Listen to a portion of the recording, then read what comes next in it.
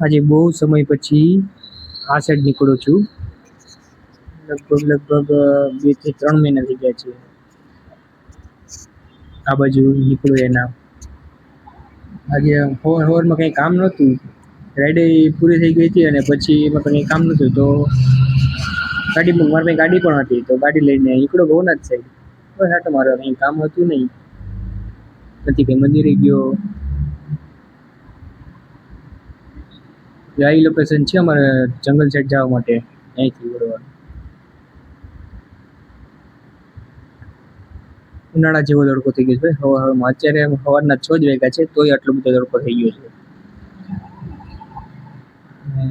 જો ગિરનાર હું તો બહુ સમય પછી આવ્યો છું. મારા માટે તો મેં આ મેળા પછી હું બહુ સમય પછી હું આવ્યો એ પહેલા તો મેળો પણ થઈ ગયો છે. જો